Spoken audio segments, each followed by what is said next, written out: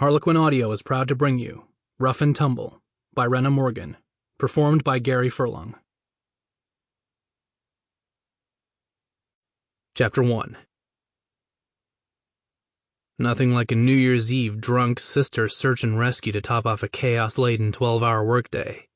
Vivienne dialed Shinedown's newest release from full blast to almost nothing and whipped her Honda Hybrid into a pay-by-the-hour lot in the heart of Dallas's Deep Ellum. 5 freaking weekends in a row Callie had pulled this crap, with way too many random SOS calls before her current streak. At least this place was in a decent part of town. Across the street, men and women milled outside a new bar styled like an old-fashioned pub called The Den, with patrons dressed in everything from t-shirts and faded jeans to leather riding gear and motorcycle boots. Not one of them looked like they were calling the party quits anytime soon. Viv tucked her purse beneath the seat, stashed her key fob in her pocket, and strode into the humid January night. Her knockoff Jimmy Choos clicked against the aged blacktop, and cool fog misted her cheeks. Off to one side, an appreciative whistle sounded between low, masculine voices. She kept her head down, hustled through the dark double doors and into a cramped, black-walled foyer. A crazy big bouncer with mocha skin and dreads leaned against the door jamb between her and the main bar. His attention centered on a stunning brunette in a soft pink wife-beater, jeans, and stilettos. The doors behind her clanged shut. Pushing to full height, the bouncer warily scanned Viv head to toe. Hard to blame the guy. Outside of health inspectors and liquor licensing agents, they probably didn't get many suits in here, and she'd bet none of them showed in silk shirts. "ID?" he said. "I'm not here to stay. I just need to find someone." He smirked and crossed his arms.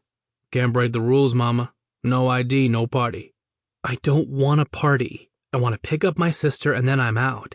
She said she'd be up front. About my height, light brown curly hair, and 3 sheets to the wind." "You must mean Callie," the brunette said. "She was up here about an hour ago mumbling something about Sissy, so I'm guessing you're her."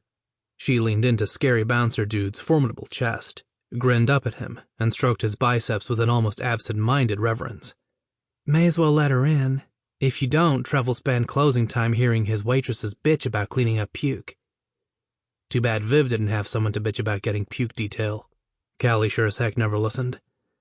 Bouncer dude stared Viv down and slid his mammoth hand far enough south he palmed the brunette's ass. He jerked his head toward the room beyond the opening. "Make it quick. You might be old enough, but the cops have been in 3 times tonight chomping to bust our balls on any write-up they can find." Finally, something in her night that didn't require extra time and trouble. Though if she'd been smart, she'd have grabbed her ID before she came in. "Smart move, Chief." The woman tagged him with a fast but none too innocent kiss, winked, and motioned for Viv to follow. "Come on, I'll show you where she is." An even better break. The last search and rescue had taken over 30 minutes in a techno dance bar.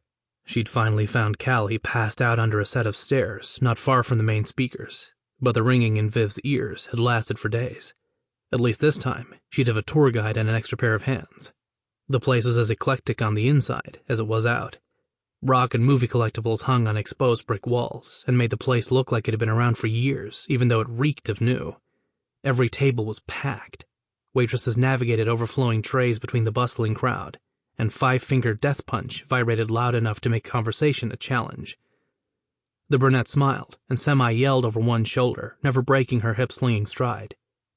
"Nice turnout for an opening week, yeah?" Well, that explained the new smell. "I don't do crowds. At least not this kind." Signing her dad's "do not resuscitate" after a barroom brawl had pretty much cured her of smoky, dark, and wild. "It looks like a great place, though." The woman paused where the bar opened to a whole different area and scanned Viv's outfit. "From the looks of things, you could use a crowd to loosen up." She shrugged and motioned toward the rear of the room. "Corner booth. Last I saw your girl, she was propped up between 2 airheads almost as hammered as she was. And don't mind Ivan. The cops are only hounding the owner, not the customers. My name's Lily if you need anything." And then she was gone, sauntering off to a pack of women whooping it up at the opposite end of the club. So much for an extra set of hands. At least this part of the bar was less crowded. Scattered sitting areas with every kind of mismatched chair and sofa you could think of, making it a whole lot easier to case the place. She wove her way across the stained black concrete floors toward the randomly decorated booths along the back. Overhead, high-end mini sparkle lights Sample complete. Ready to continue?